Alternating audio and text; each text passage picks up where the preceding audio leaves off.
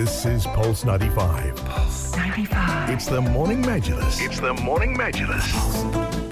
Good morning, Sharjah and the United Arab Emirates. A very, very happy new month. Yes. July is here upon us, and we've just seen a couple of messages that were sent by our listeners to Yellow Home saying 2020 is not going to be counted as my year because I didn't live it. Would you agree? Would you disagree? Very good morning to Rania. Good morning to you, Abdul Karim. Good morning to Ahmed. Good morning to all the listeners. Well, 2020 is definitely going into my CV, as we talked about this before. It is a year to remember. It's not something to just wipe off from our memories. So it's a milestone year, definitely. I'm definitely going to remember it. Everyone's going to remember it. The whole world's going to remember it. And since let's just say, till now, we overcame it. So it's an achievement. Let's just say that. So it is something to remember and reminisce on. Yeah, it's absolutely amazing what we're doing here in the country to protect everybody and ensure their safety. And certainly takes all of us as a united group to do this. We'll be talking about a number of big stories this morning, a number of big developments from Sharjah. In fact, as mosques have been opening up, so we're going to give you a bit of a specific discussion here on what is happening at the Emirate of Sharjah, the readiness of mosques at the moment, as well as the precautionary measures being exercised in the Emirate. We also have a bit of an update on the events lined up for you in Sharjah this year. We have, in fact, the Sharjah Book Fair. That is coming up later on this year, hopefully slated for November. We'll talk about the state of that so far, the state of other activities and initiatives in the Emirates. So stay tuned for the big scoop on Sharjah this morning. Yep, of course. Lots to look forward to this morning. And on the show, a couple of big things that we'll be talking about is the world of travel. A lot of airlines are in a bit of hot water. We've got a very diplomatic majlis lined up for you today, as we are going to be celebrating the inauguration and election as Vice President of UN General Assembly of a female diplomat from Lebanon as well. And we are also going to be celebrating Canada Day live here on the airwaves across the nation. Just after 9 o'clock, we'll be hearing from the Consul General of Canada. And if you are a Canadian or are a frequent visitor to Canada, let us know on the text lines 4215 how much this day means to you. And it is going to be very, very interesting. And we'll be sharing what's in store for the globe with a virtual concert. So stay tuned to Pulse 95 to find out a lot more about that. This is the Morning Majlis only on Pulse 95. Pulse 95. Between local lines. Notes from the Emirate. Yes, notes from the Emirate, notes from Sharjah, and it's all about praising Sharjah's central finance efforts and the achievement of the Emirates' vision. And that's exactly what happened during a remote meeting that was chaired by His Highness Sheikh Sultan bin Mohammed bin Sultan Al Qasimi, Crown Prince, Deputy Ruler of Sharjah, and Chairman of the Sharjah Executive Council. And that happened also in the presence of His Highness Sheikh Abdullah bin Salim Al Qasimi, Deputy Ruler of Sharjah and Deputy Chairman of the SEC. And this was part of an SEC meeting in which they reviewed a number of issues concerning the achievement of Sharjah's vision. This includes a report of the financial measures that were followed during the coronavirus pandemic. And Sheikh Mohammed bin Saud Al Qasimi, member of the Sharjah Executive Council and chairman of the Sharjah Central Finance Department, spoke about the most important procedures and steps and said that they were characterized by flexibility and rapid adaptation among all government departments and institutions. Yep, and they commended the efforts of the Sharjah Central Finance Department in achieving continuity of financial procedures during the past months, and the Council also adopted a number of recommendations that were submitted by the department. The Council approved the legislative proposal submitted by the Sharjah Education Council regarding amending the Executive Council Resolution number 20 for the year 2013 for government nurseries in the Emirate of Sharjah. Furthermore, they also discussed a number of proposals by the Sharjah municipalities and the Agriculture Affairs Department on developing municipal work procedures in line with the development plans of the Emirate of Sharjah. Now, one thing as a reminder is that we had the 47-point economic plan in the Emirate of Sharjah to fight the economic impact of the pandemic. But Rania, we need to remind our listeners that 1st of July, they have to pay for their parking today. Yes, it's back. We're going to have to pay for our RTA tickets again. Yeah. Yes, you have to do that. It ended yesterday. That was the last day. And I actually reminded myself yesterday. I was like, this is the last day of free parking, so I have to take advantage of it. So I run like all of my errands yesterday. Yeah, I think a lot of people were doing that, going to all the touristy hotspots and making sure that they make the most of it. So finally, it's come to a conclusion, and we also believe that the 10% discount on Siwa bills also will end for the month of July. Well, so a lot of budgetary plans to look forward to. A lot of things are opening up, and one thing in particular opened up were the mosques. Yes, the mosques have opened up, but there are some exceptions to that. So we're going to also talk about that later on. There's some mosques that are not ready to open up yet again.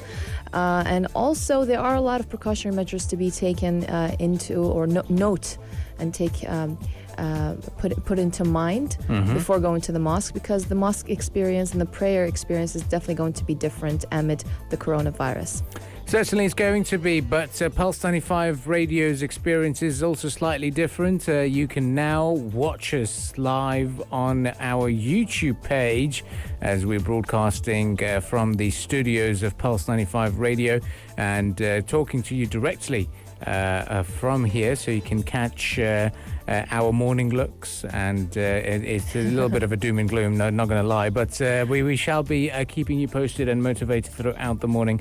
But we'll be right back after a bit of a short break, and then it's all about the reopening of mosques across the nation. This is the Morning Majlis, only on Pulse 95. Pulse 95. Between local lines. Notes from the Emirate.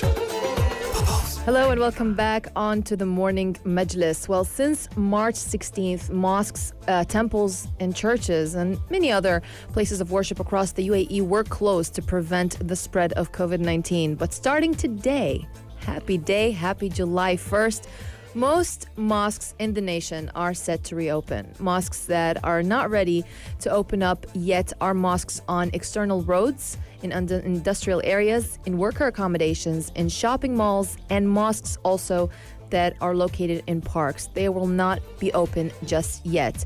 And just like a lot of places, mosques will only open at a 30% capacity rate. And to ensure the public and preserve their safety and health as well, UAE health authorities have conducted COVID-19 tests for imams and workers serving at mosques. But there are a few set of regulations to follow when arriving at the mosque to do your prayer. Yeah, you're encouraged to use or bring your own prayer mats. That's a new thing. Right. Couple of new things are that you're obviously not allowed to congregate before or after outside the mosque. And mosques will only be open for Fard prayers, which is the main prayers, the congregation. Right. But apart from that, what they say, the imams have said, and the authorities have also said that your prayers, the sunnah prayers, the nafil prayers, they should not be offered in the mosque. So, and lastly, the most important thing, Friday prayers. no Friday prayers. No Friday prayers. They're still suspended. And they still remain suspended and until further notice. Until further notice as well. Yeah, certainly. And other precautions to keep in mind here is the fact that you must perform your ablutions at home. So if you're washing up before the prayer, you cannot do that at the mosque anymore. The Islamic Affairs also directed the elderly and children under the age of 12 to stay at home. Also people with chronic illnesses. That's because they are more vulnerable during this current period. Islamic Affairs also stressed the necessity of all mosque attendants adhering to the preventative measures. You have to wear masks while you're in the mosque. You can't shake hands, and you must leave a social distance of 3 meters amongst each other as you pray. The doors of the mosques will be forced open. That's to ensure ventilation of the facilities. The capacity of the mosque will also be capped at 30% to ensure social distancing within the premises. Finally, Islamic Affairs in Sharjah said that worshippers will not be allowed to perform prayer in a second congregation, that is, after the end of your obligatory prayer. So in essence, you go there, you do what you have to do, and you leave immediately after.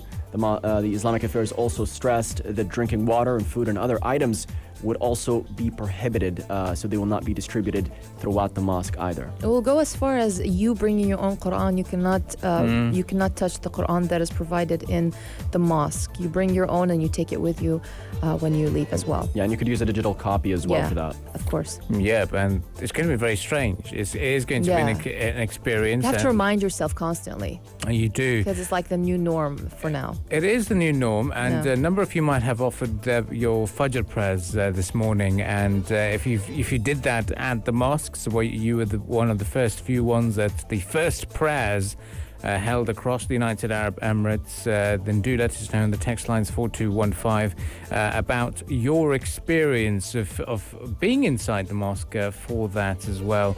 And we shall be looking forward to hearing your thoughts and also appreciating your kind of a little bit of a report on how things are looking at the mosque across the United Arab Emirates.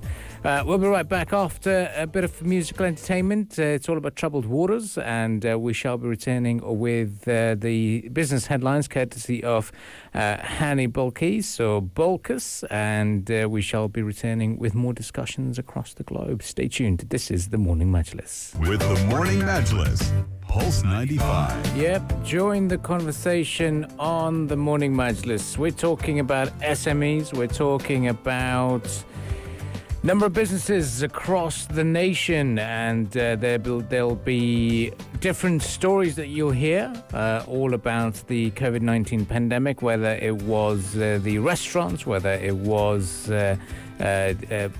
let's say digital apps, and the smaller companies. They will all have a different story to talk about their situation.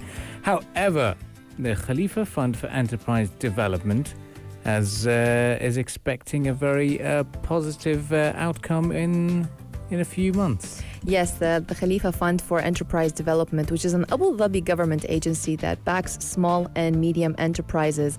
It expects businesses to recover to pre-COVID-19 levels by the middle of 2021 as they adapt to changing consumer demand and economies gradually reopen. Now, new opportunities are emerging to invest in SMEs operating in the healthcare, food processing, and agriculture technology sectors that would provide a good base to manage through crisis. And that is according to the acting chief executive of Khalifa Fund, Moza El Nasri. She also continued by saying, we're now seeing signs of recovery with many businesses coming back to operate. However, recovery will take some time, especially given that many of these SMEs lost some of their staff and need to recruit, train, and also market again. Yeah, and around the world, COVID-19 has hit small businesses pretty hard when you see cash flow dry up as movements were restricted, people were spending a lot less money, people were staying at home, so that's had a pretty negative, adverse impact on small businesses overall.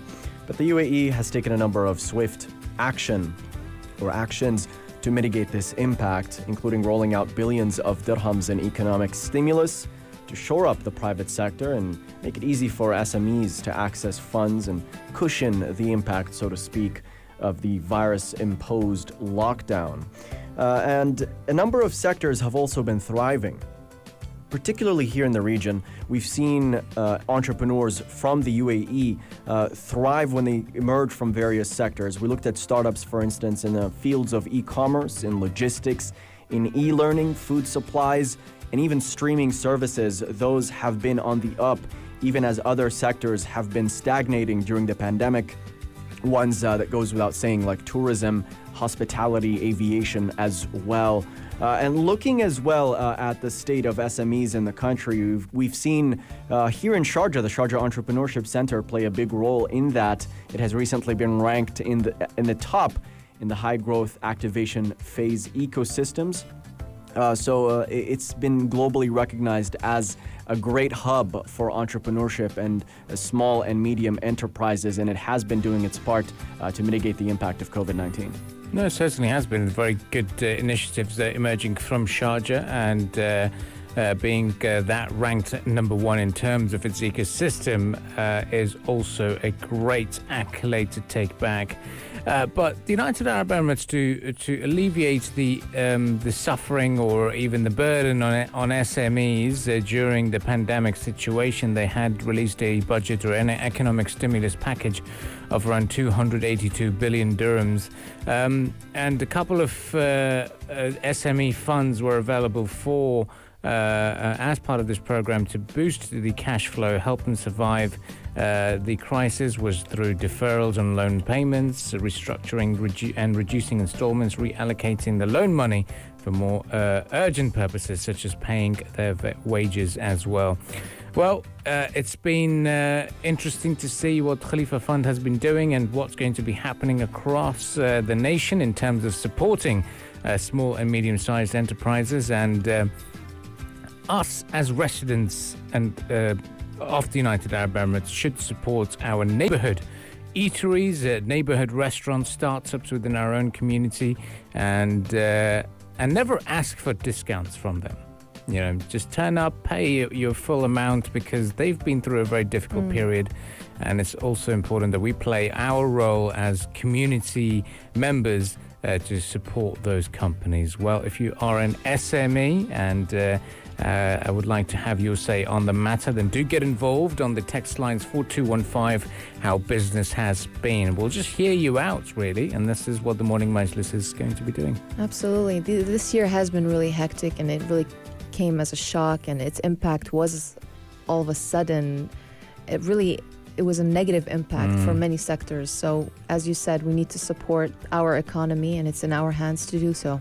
Yep, we are all responsible, and that is the key tagline that we will be moving on with. Time now for us to celebrate a bit of musical entertainment here on Pulse 95, and we shall return right after that to talk about the world of travel, because a number of changes have been taking place, and we're taking a bit of an international outlook now. So stay tuned to Pulse 95. The Morning Majlis, talking the stories that are shaping headlines. This is Pulse 95. Hi everybody, good morning and welcome back to the Morning Majlis as we're discussing the state of travel amid the COVID-19 pandemic. And European Union governments have come to a decision as to which countries they would allow visitors from, and there are some notable exclusions in this list. So essentially, from what we have so far, it's a list of 15 countries that would be allowed entry into the European Union. The countries are comprised of countries like Australia, Canada, New Zealand, Georgia, Japan, Morocco, Algeria, and South Korea as well, to name a few. Some notable omissions here is China. Chinese travelers would be allowed to the EU, but only under a certain condition.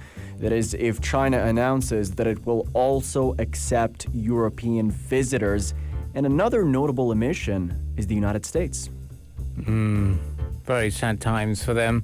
And the EU said the following criteria is needed to be met for all the travelers coming in. So the number of new COVID-19 cases over the last 14 days and per 100,000 inhabitants needed to be close to or below the EU average. There should be a stable or decreasing trend of new cases over this period in comparison to the previous 14 days.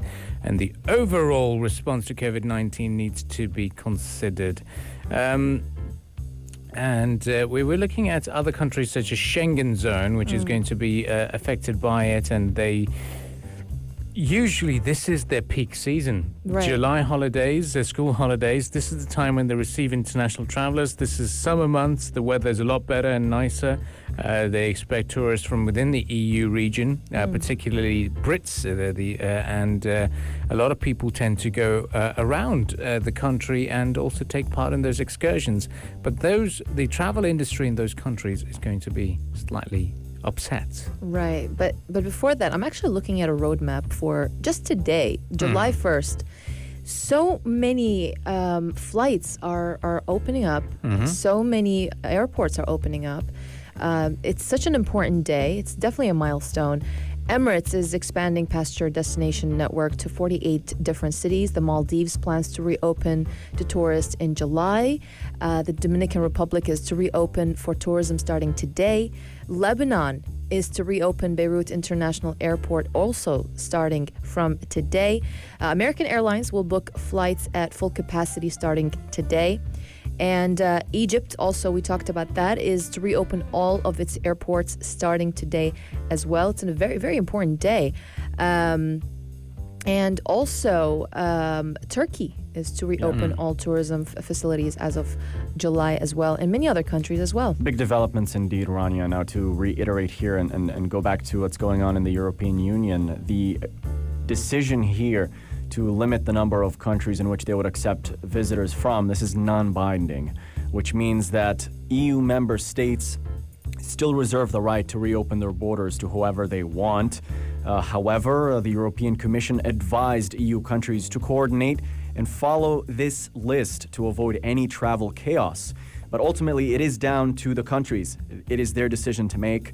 And so they have been advised to not lift the travel restrictions for non-listed countries until it has been decided in a coordinated manner as well. One of the reasons the United States has been omitted from this list is the fact that it has the highest number of coronavirus cases in the world at nearly 2.6 million, according to the Johns Hopkins University as well. And later on in the program, we'll elaborate on exactly what is going on in the United States and the state of coronavirus cases. We have, in fact, statements from the country's top infection expert. Yeah, it's interesting to see. And one important point that we want to highlight here is in March, it was President Donald Trump who said that I'm going to suspend travel from Europe into the United States and the EU. Funny how things work. Yeah, funny how things work, but yeah, it's a bit of a sad reality. But then at the time, EU criticised the decision for being taken unilaterally and without consultation. But now they've had to do what they are doing at the moment, and it is largely due to the fact that the world is suffering from this pandemic. And we're hoping that it comes to a swift resolution as well. But it's also justifiable because the U.S. does have the highest number of coronavirus infections. So makes sense. Yeah, they've set a pretty specific criteria on which countries they would allow in. And it's a concrete criteria as well, taking into consideration the average number of cases throughout the European Union. So this is all studied, measured, and coordinated. We'll have to see how countries comply with this, especially with economic pressures at the fore. I do kind of feel for the hostel industry, the budget travel industry, because during the summer, it's a lot of Americans who'd like to travel and backpack across Europe, because for them, Europe is pretty far away. For us, it's maybe a couple of hours flights away. But for them, it's a massive destination and something that whenever they land, they maximize their 90-day stay. Right. And a lot of big hotels still have the capital to ease the burden of the COVID-19 situation, but hostels, they tend to be struggling, and especially in Europe and all these countries such as Greece, such as Spain, for example, and you've got to feel for them as well. So it'll be interesting to see how things pan out, and if there are industry reports that talk about the hostel world, and we shall be looking at them in great detail. But for now, it's one thing is certain for sure: a number of small companies and a number of, let's say, different enterprises will be saying that all they need is some more money, so they'll be needing some dollars. Stay tuned to Pulse 95. It's the Morning Majlis. It's the Morning Majlis. Hi, everybody. Good morning and welcome back to the Morning Majlis, the show where we talk about stories shaping the headlines. It's me, Ahmed Daoud, with Abdul Karim Hanif and Rania Saadi, and we have a lot to discuss this morning. We'll examine the state of coronavirus infections around the world, particularly in the United States, the country with the most coronavirus infections. Now, the country's top infectious diseases experts spoke during a Senate hearing about the impact of the coronavirus pandemic on the country, as well as the state of infections moving forward. And he had some alarming, bleak statements to make. So we'll look at that. Plus, we have a number of important business and trade discussions for you on the Morning Majlis. Yes, one thing in particular that has been negatively impacted heavily since the strike of COVID-19 is labor. Many people have been laid off from their jobs globally due to the collapse of economies. And in line with that, according to the International Labor Organization, the coronavirus pandemic is expected to have resulted in a 14% drop in global working hours just in the second quarter of 2020. And this fall in working hours is the equivalent of 400 million full-time job losses globally in the second quarter alone. That is a lot. And the ILO said there were multiple factors causing this global decline. So how will this further impact our world moving forward? We will talk much closely about this. We will, and we are also celebrating all things travel. Morning Majlis can never be complete without a bit of a discussion on the world of aviation.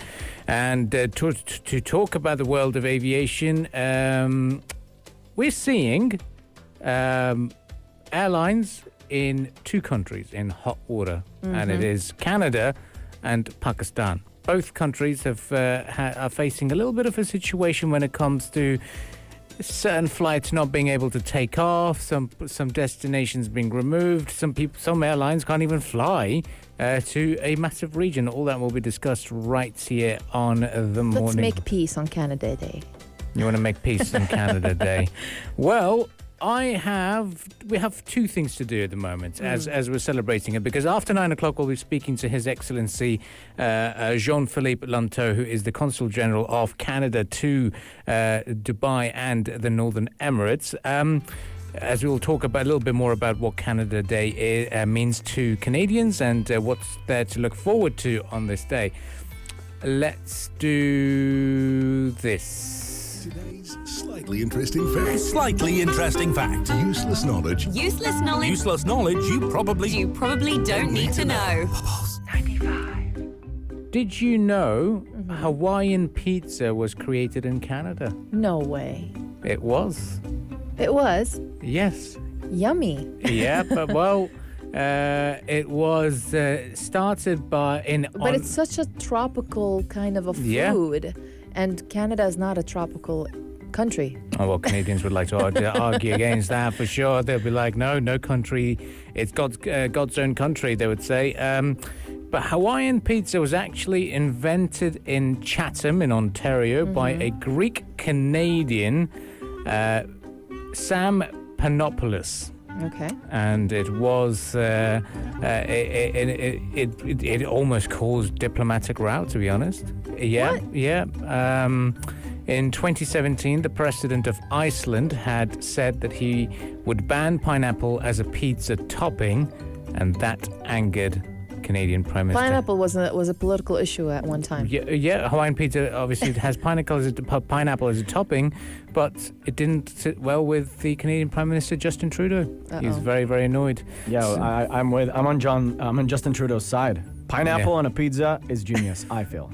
Wow. Well, it's an Ontario's creation, so a little bit of an interesting fact for all of our listeners out there. But apart from that, I have another big question for you. All right, throw it at us. Name a famous Canadian artist, entertainer. Justin Bieber. I was about to say that. It's an easy guess. Yeah. Okay. Well, guys, if you know of any famous Canadian singers, artists, There's some more. Sandra Bullock, right? She's Canadian. Carly Rae Jepsen. Yeah. Sandra Bullock, Justin Bieber, Shania Twain. Is she Canadian? We could go on and on. We can go on. Yeah. Yes, and all you have to do is text us on 4215 if you know of any famous Canadians, and we shall be continuing those discussions here on the Morning Majlis, and we're appreciating your thoughts and messages coming in to wish all Canadians a happy Canada Day. 4215 is the text line for you to get involved, and if you know of any famous Canadian actresses, then do get involved on the text lines. This is the Morning Majlis, only on Pulse 95. With the Morning Majlis, Pulse 95. Yes, you may join the conversation by texting us at 4215. We're discussing the spread of the coronavirus in the United States.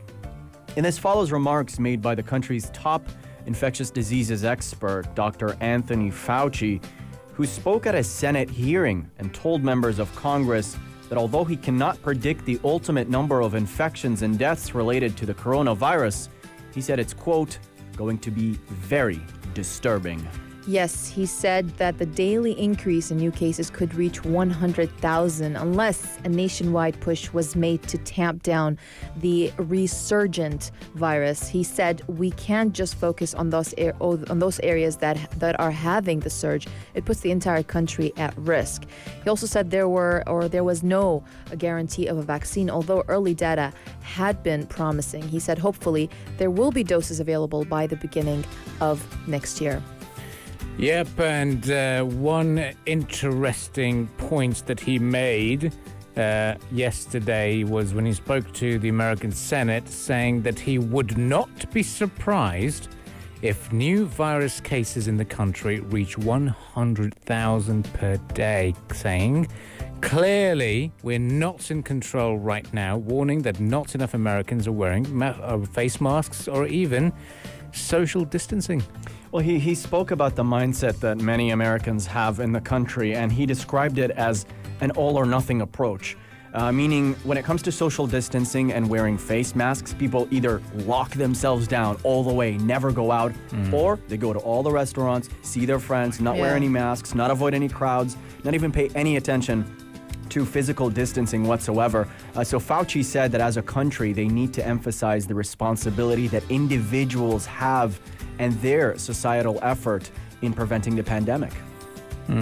Well, something that ought to be done, isn't it? Because at the moment things we've reached over 10 million cases, right? And it's not a joke. And we've also seen an emergence of a new pandemic potential from China once again. But it is going to be something that we all have to be very, very careful about. That this is 2020. It is once again a shout out to the person who joined us on the text line saying that 2020 is written off for me. I will not count it as a year in my life. Wow. Ooh. That's intense. That's intense. People don't want to count it. They don't want to regard it.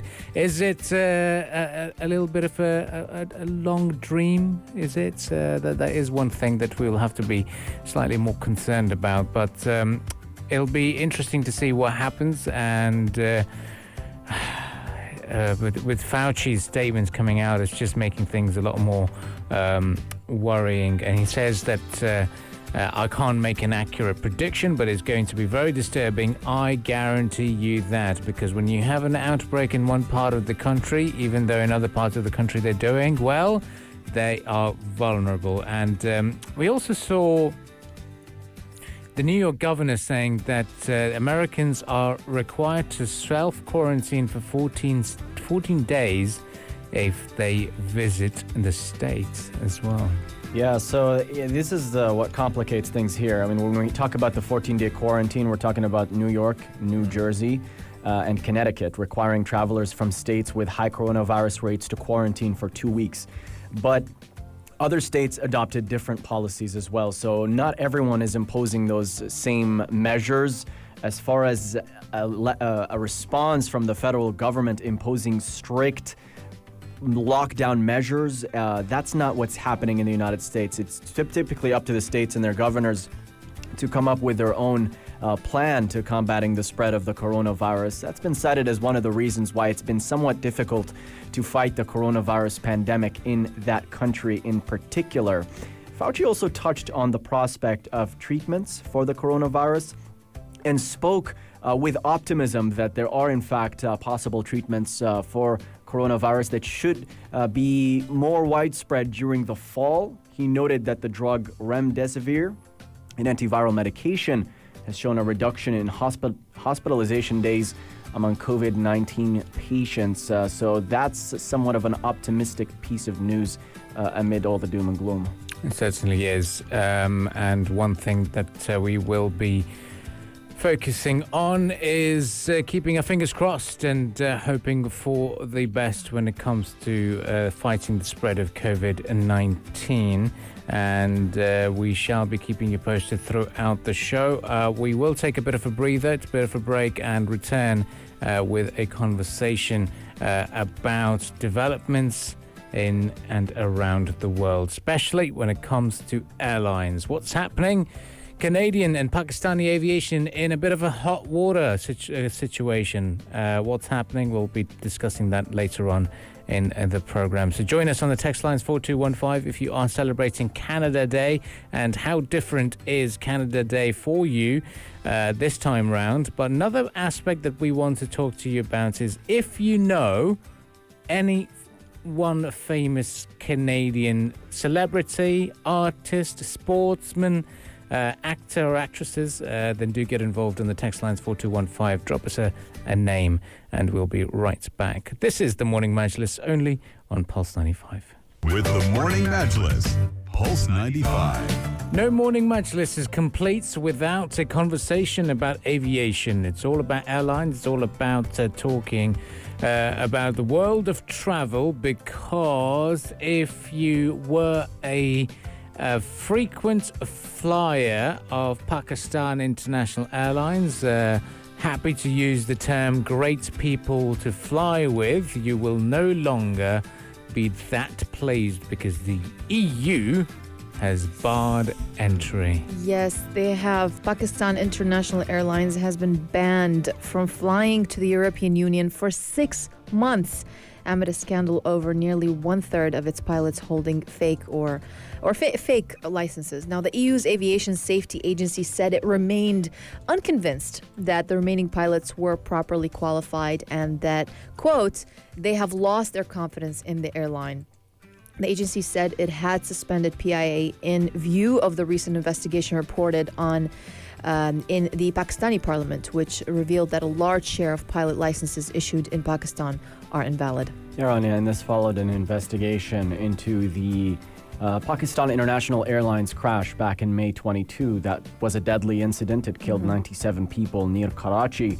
And the investigation found that 260 of the 860 pilots in Pakistan had cheated on their pilot exams, but were regardless still given licenses by the Pakistani Aviation Authority. The government has since fired 4 officials of the regulatory agency.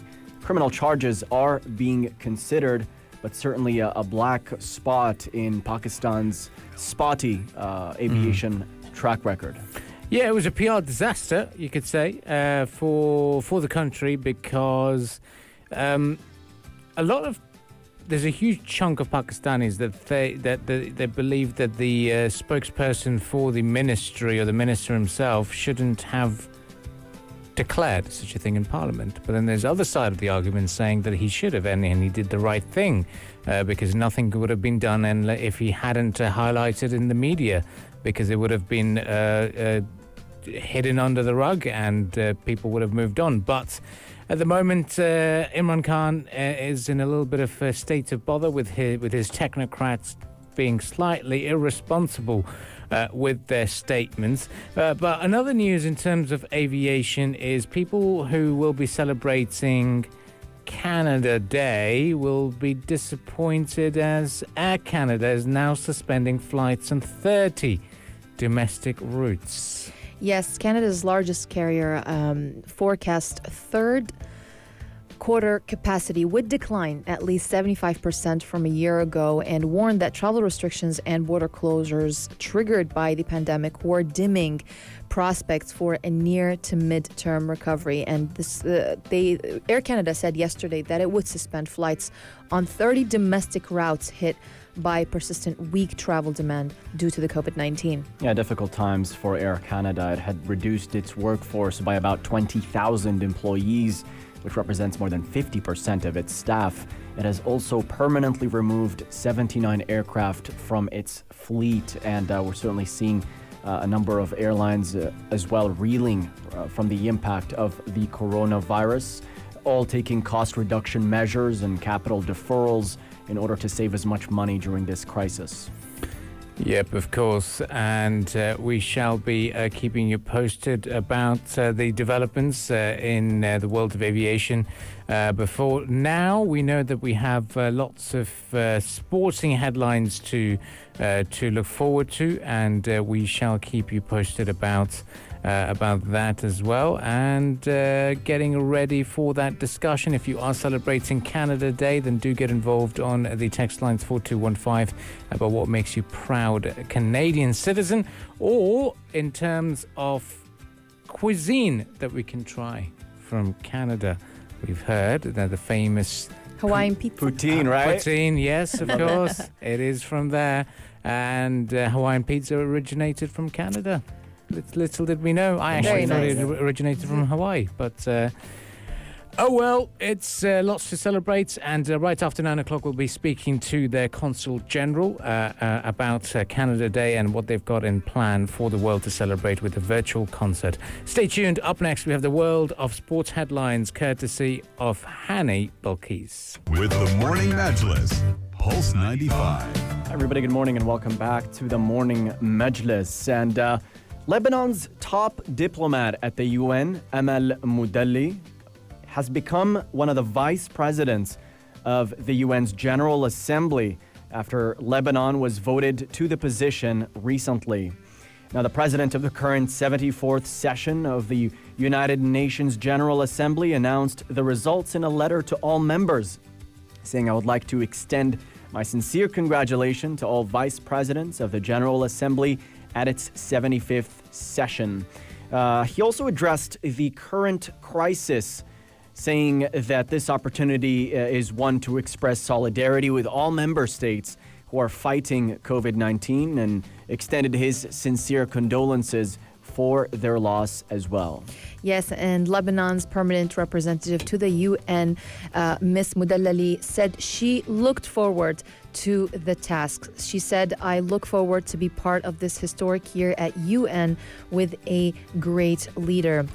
She also said, "I will be honored to work with the president of the General Assembly, ambassador, as one of the newly elected vice presidents of the 75th UNGA. I look forward to be part of this historic year at the UN." Yes, and this is also a notable development, one we'll be following to see Lebanon being represented here at the fore, as it is currently in the throes of a fiscal, banking, currency, and debt crisis at the moment, one that it had been embroiled in even prior to the start of the coronavirus pandemic, as it attempts to negotiate a rescue package with the International Monetary Fund. So certainly tune in to the Morning Majlis as we discuss all the developments from Lebanon and the role in which this latest development would play. Yeah, and 21 vice presidents are elected for each year-long session of the body, and they are selected to represent all areas of the world. Now, traditionally, the world's most powerful nations and those with permanent seats on the Security Council do not run to be a president or vice president of the General Assembly. But now, alongside Lebanon, Jordan, and Libya from the region, also won the vote. Well, stay tuned to Pulse 95 and the Morning Majlis for all the big discussions and developments. It is going to be a very diplomatic majlis for sure. There's lots to look forward to in terms of interviews here on the program. But a couple of industry reports that we'll be looking at up next. It is the state of the economic affairs, because 400 million jobs are going to be facing a little bit of a question mark, and they will be remaining under the scanner because pandemic is costing us that much. And if you are celebrating Canada Day, get involved on the text lines 4215 for you to have your say and talk about your favorite cuisine, your favorite actors, actresses and celebrities. And if you enjoy anything Canadian that you can connect and resonate with, then let us know on the text lines 4215. You can also join us on our live broadcast on our YouTube channel, Pulse 95 Radio, and you can check out our morning faces, sometimes pleasant, sometimes very pleasant, sometimes very awake, and get involved and say hi to us, and we shall be continuing the interaction with you live on the airwaves and live on the pictures of our social media channels. Stay tuned to the Morning Majlis. The Morning Majlis, talking the stories that are shaping headlines.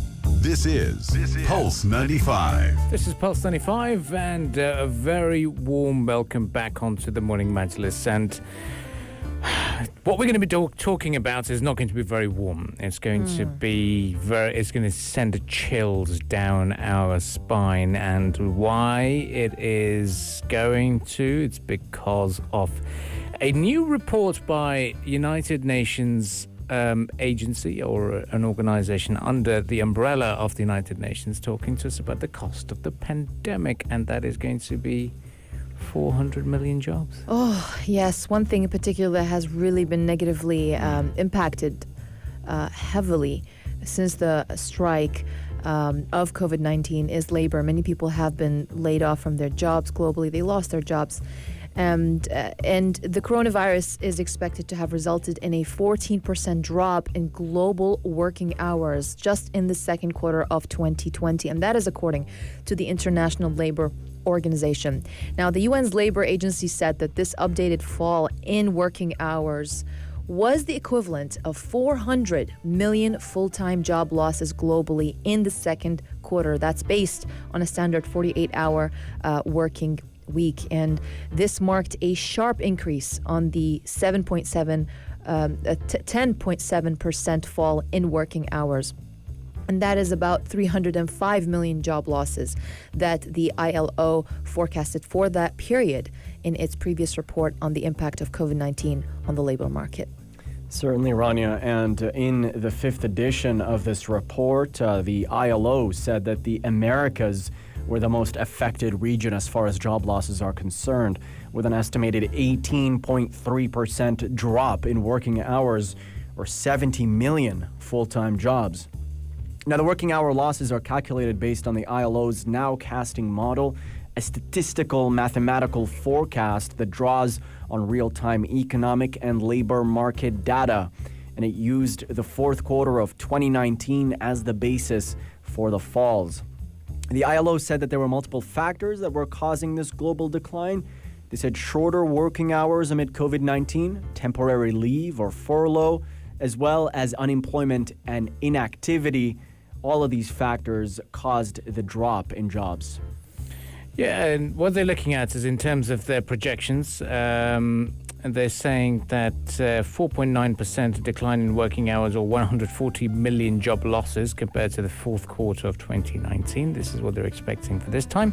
Another pessimistic scenario would see an estimated 11.9% fall in working hours, or 340 million job losses, and that's based on predictions that should there be a second wave of coronavirus cases, therefore, and prompting the return of lockdown restrictions, significantly slowing recovery.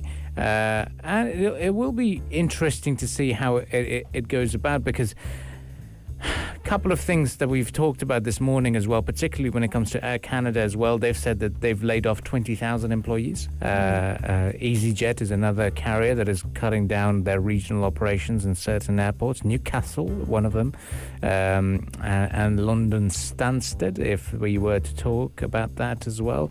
But it's aviation has been the worst affected, the travel industry itself, as well as, let's say, sports academies. That's been another area that has been suffering. Oh yeah, absolutely. And when it comes to areas that are suffering, they have had a certain disproportionate impact regarding the makeup of the individuals working in those sectors. And what I'm getting at here is what the ILO has reported on the effect of the pandemic on female workers. They stated that it was disproportionate. They said that 510 million, or 40% of all employed women globally, work in the 4 most hard-hit sectors by the coronavirus crisis, compared to 36.6% of men. Sectors like tourism, hospitality, and working on airplanes as well. The fact that women also dominate the domestic work, health, and social care sectors as well, according to the ILO, meant they are at greater risk of infection and transmission of the virus and of losing income as well. They also stated that the distribution of unpaid care work of children has become more unequal during the pandemic and made much worse by the closure of schools and care services as well. Certainly is. Well, we'll keep you posted on the Morning Majlis with all the big developments across the globe. Stay tuned and stay connected with us as we continue to broadcast live on the airwaves across the nation, as well as visuals on our Pulse 95 YouTube account, where we are live streaming our radio broadcasts from now on. And you can drop us a message there and also text us on 4215 whilst also DMing us on Pulse 95 Radio. And as we're celebrating Canada Day, up next, right after the news headlines, we're asking you if you know any famous Canadian celebrity that you're a big fan of, or know of any famous Canadian singer, then do get involved on the text lines 4215. We'll be right back after the news headlines. It's the Morning Majlis. It's the Morning Majlis. Talking the stories that are shaping headlines, plus those that make you go, Great morning and welcome back onto the Morning Majlis. This is Rania Saadi with Abdul Karim Hanif and Ahmed Dawood, and welcome back to the show where we discuss all things that matter. We're covering all local and international developments happening.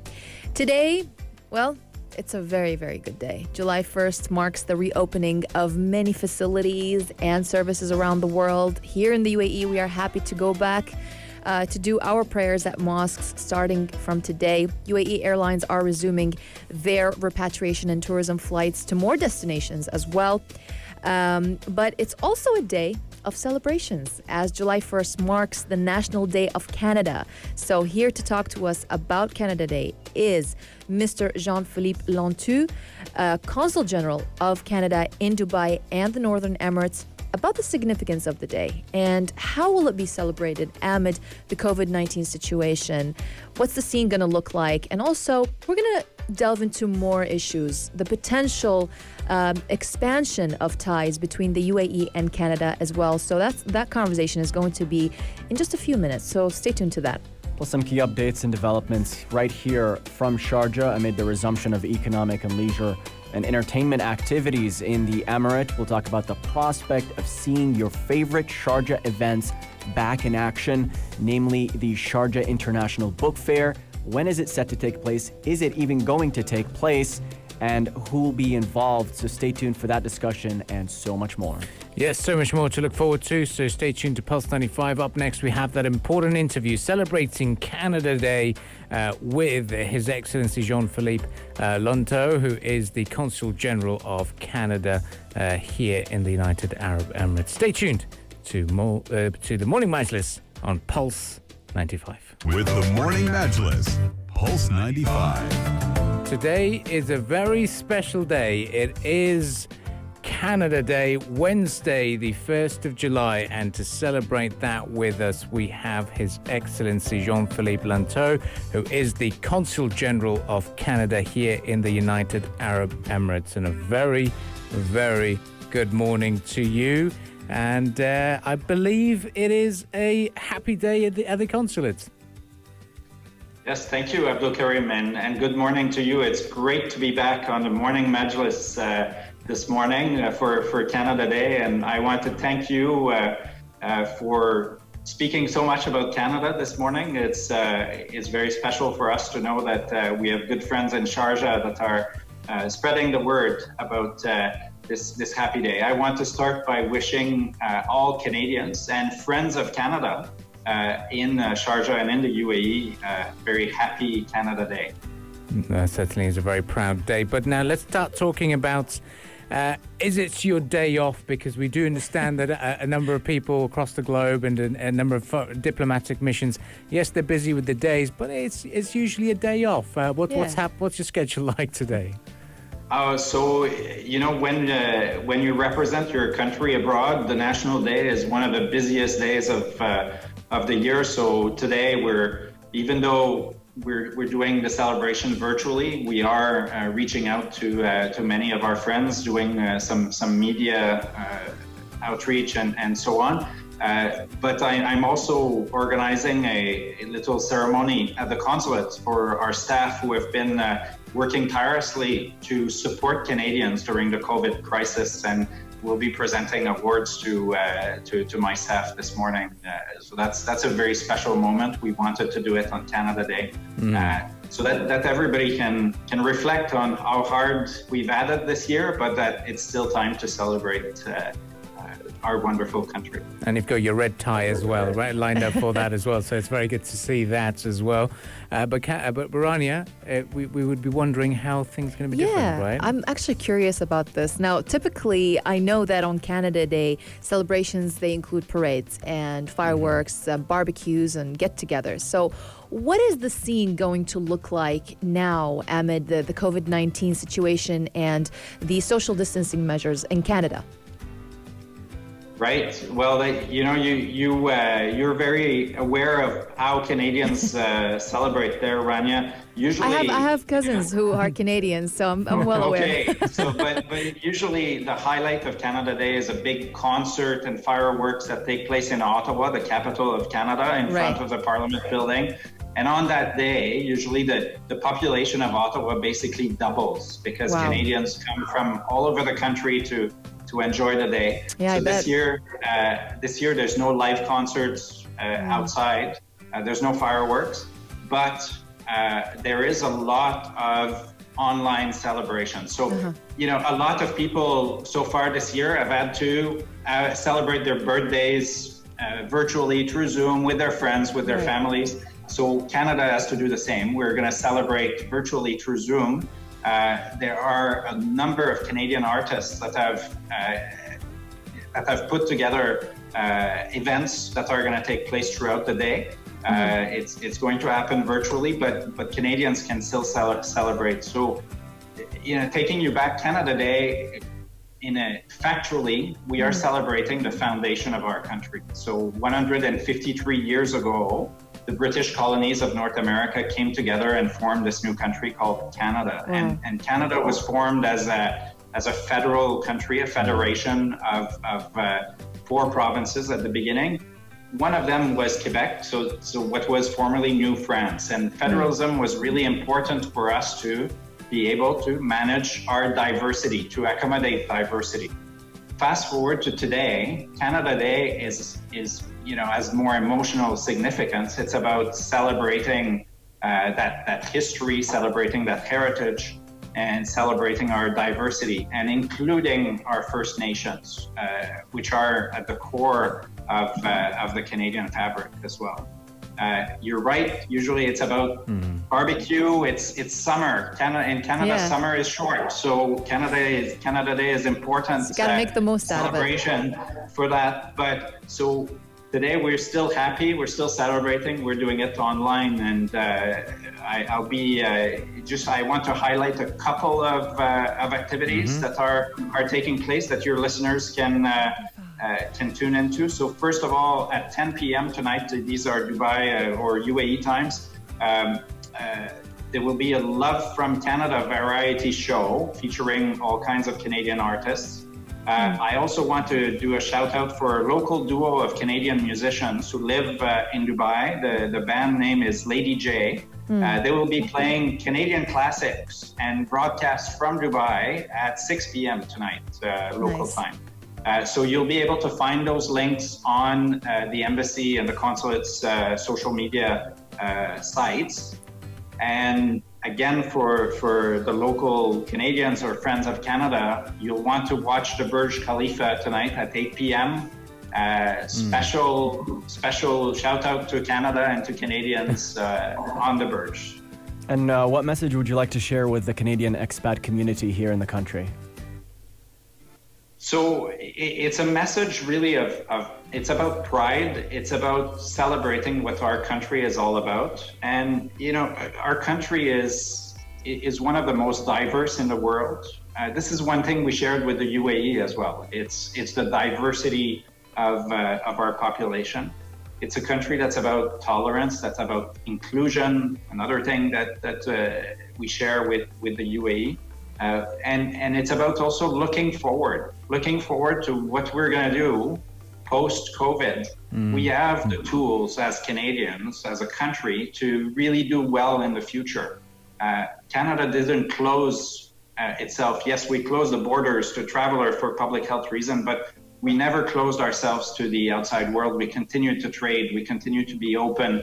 We continue to work with international partners to find solutions for us moving forward. And really, at the end of the day, that's the message to Canadians: is be proud of that country that you're a part of, because it is a leader internationally. It is a country that is visible, that is leading the way, and that is shining a light in times where there's a lot of darkness around. Yeah, let's talk about something you've touched on here. Development opportunities, economic development opportunities between Canada and its friends. Let's talk about the relationship between Canada and the UAE moving forward, especially during this crisis. Absolutely. So first of all, I want to highlight how good the collaboration with the UAE authorities was on COVID. We helped each other out, including with the UAE. Making some testing equipment available to Canada when it was needed back in Canada. So it's been a tremendous collaboration. But as we look forward, what do we have to leverage? The first thing that really is important is that we have 40,000 Canadians living in the UAE. We have a huge community that's here, that's doing business, that's leading in services and education in various areas, and really that's our base from which we want to build. We are looking at key sectors. So the most important trading relationship that we have is in food, right? Canada is an important contributor to food security in the UAE. The bread you ate this morning probably had Canadian wheat in it. If you eat lentils, I can guarantee you they come from Canada, and so on. So they are that's existing. But where we're going to go from there is looking at the more innovative angles of agricultural technologies, health technologies. Education is an amazing area of collaboration between the two countries. And energy is increasingly important. There was a large Canadian investment announced last week in the UAE with the acquisition of a pipeline by two Canadian investors. So all this it bodes well for growing ties in the future. And what about when we're talking about the state of travel? Now, we know that the UAE has reopened travel abroad. So what is the advice that you give for Canadians living in the UAE who wish to travel to Canada this summer?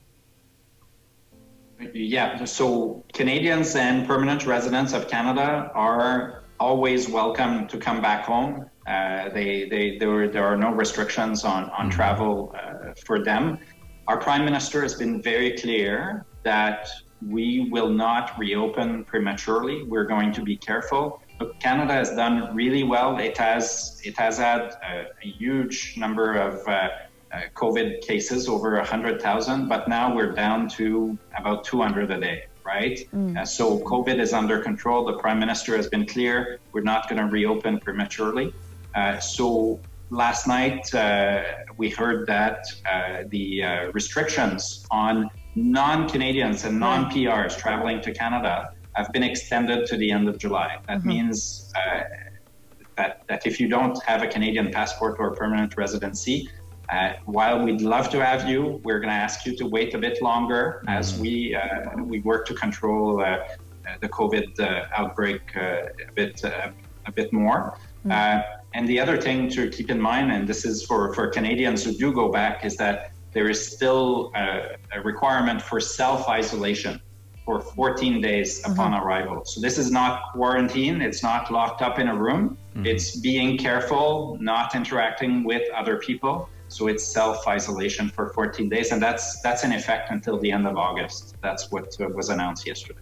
Well, Your Excellency, I know you've got a very busy day lined up for you, but we've got to ask you, what's on the menu to try when it comes to Canadian food, and what do you recommend all of us to do? Okay, so look, Canadian food is about freshness. It's about green. It's about clean, and those are the attributes that you'll look for when you look at Canadian food in Canada. In Dubai, in the UAE, it's more limited in terms of what you can find. The one thing I can tell you is Canadian lobster is in season, and it's available in restaurants and at the supermarket. So that's a definitely must try. We talked about poutine earlier, so I'm just going to explain quickly what poutine is. So you put French fries, you top it up with some curd cheese, and then some beautiful brown sauce on it. The cheese melts, and it's just delicious. Oh God, it's not good here. for you, but it's delicious. So you can try that at a few outlets in the country. The National had a piece this morning in the paper that tells you where you can find poutine in the UAE. Well, something to look forward to as well. And what's the perfect mix with a maple syrup? What's your choice? What would you have as a component for it? Okay, so you can go either full sweet. So I like it on my pancakes or my crêpe, because I'm from French background, so I like my crêpe. But you can use maple syrup in surprising ways with salty foods. So, for example, with scallops. Pan-seared scallops with maple syrup, beautiful. So give it a try. Well, certainly look forward to that. Well, thank you very much for joining us today. I know you've got a very busy day lined up for you, and we will catch those virtual fireworks and the virtual concert tonight. Thank you, Abdul Karim, and happy Canada Day to you all. Happy Canada Day to you Happy too. Canada Day. Well, thank you very much for joining us, and that's it for now. We will be moving on to our world of business news, and the Morning Majlis shall return after that and continuing the discussions with lots more to look forward to. Stay tuned to the Morning Majlis. Pulse 95. Between local lines. Notes from the Emirate. Hi everybody, good morning and welcome back to the Morning Majlis, the show where we talk about stories shaping the headlines. And we're talking about the state of the Sharjah International Book Fair. It is indeed scheduled for November, and good news here is that the entirety of the exhibitor space at the Sharjah Expo Center for the book fair has been sold out. Thousands of purchases by publishers from all around the world as we gear up for the 2020 edition of the book fair. Yes, it is the fair where people come together for the love of the written word and where they engage with thousands of readers and industry professionals. It's the 11-day long Sharjah International Book Fair coming in its 39th edition. So for all bookworms out there and people who are really keen to attend the fair, mark your calendars because it will be from the 4th of November until the 14th of November this year. So much to look forward to. Obviously, it's events in the Emirate of Sharjah remain to be suspended until the end of July. That's the extension of the suspension or the ban, if you like to say. But we're very excited because Sharjah International Book Fair tends to be a very, very popular event that Pulse 95 loves to We were attend. part of it, yeah. Most of the time we've been part of it, and we and Ahmed Dawood is well acquainted with the amount of interviews that we tend to do. He was the hardest working individual at Yeah. the fair So sweet. last year. Literally, he was. We did a lot during the book fair. We had a live show going on. We interviewed a number of authors from all around the world, and a number of us also moderated discussions, Abdul Yeah. Karim. Oh yeah, we did. We did. It seems like a lifetime ago, Right? We were all over the place. Yeah, exactly. Well, it was a really interesting event. So, it's amazing to see why it's sold out, and it's also great to see that it remains to be free for the public. However, His Excellency Al-Amri says, Ahmed bin Raqad Al-Amri, Chairman of Sharjah Book Authority, says that this year the fair will shine a strong spotlight on the way publishers can collaborate to successfully navigate the challenges posed to their businesses and those that have been stalled by the COVID-19 situation. But it will be interesting to see. Obviously, we'll have to wait for the general announcements by the NCEMA and the federal level as well about safety precautions. But it will be interesting to see how it all works out. Yeah, that's definitely a big topic of discussion to be had, how the book fair would change amid COVID-19. Yes, it's taking place in November, but even experts say that it's likely that the virus will stick around throughout the year, so don't expect things to vanish. Having said that, buying a book, typically when you grab a book, you browse through its pages, you get a feel for what's inside. I would expect that they would wrap the books in plastic this time, since you can't really disinfect the pages of a book without damaging the paper. So I'm sure the Sharjah Book Authority will follow all the necessary precautionary measures here and ensure that the event is safe for all.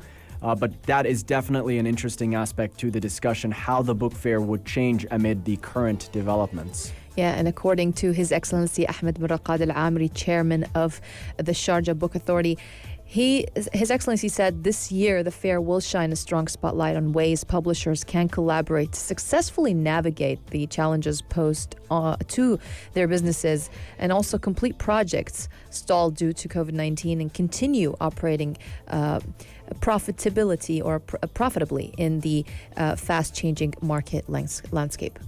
Certainly is going to be very interesting to see. And we once again a reminder, what dates is the event taking place in? 4th till the 14th of November. 4th to the 14th of November. So in line with that, what one could say is we're going to count down the days to the main event, the Sharjah International Book Fair. One would say is let's fast forward the time so that we can be there. And one thing to combat the spread of COVID-19. What's that, Ryan? Is how they've given us about, they say, the frequently washing of hands, isn't it? Of course. Yeah. I would say hibernate and wake up when September ends. You're listening to Pulse 95. Stay fit. Well, staying fit, we're talking about eating poutines today, and that's for Canada Day. So let's burn them off and talk about sports. Well, that's a good idea. We haven't eaten them yet, though. I'm pretty sure. In our minds. Our tummies have been rumbling throughout the day as we were talking about Hawaiian pizza to poutines, as we've been talking a lot about Canada Day and food, and everyone loves food for culture, but they also love sports. And in sports, one particular tournament everyone loved is, and continues to love, is African Cup of Nations. And sadly, this time round, we've seen a delay. Absolutely. Now, it was due to kick off in Cameroon in January 2021, but now it's been postponed for 12 months due to the coronavirus pandemic. A definitive final date for the tournament has yet to be decided, but it now means that the biannual tournament will now be in the same year as the 2022 World Cup Finals. Yes, Yes, and I want to actually shift over to the latest in Italian and Spanish leagues. Cristiano Ronaldo's stunning long-range strike in yesterday's match helped defending champions Juventus beat Genoa 3-1 as the Italian Giants maintained their 4-point advantages at the top of Serie A.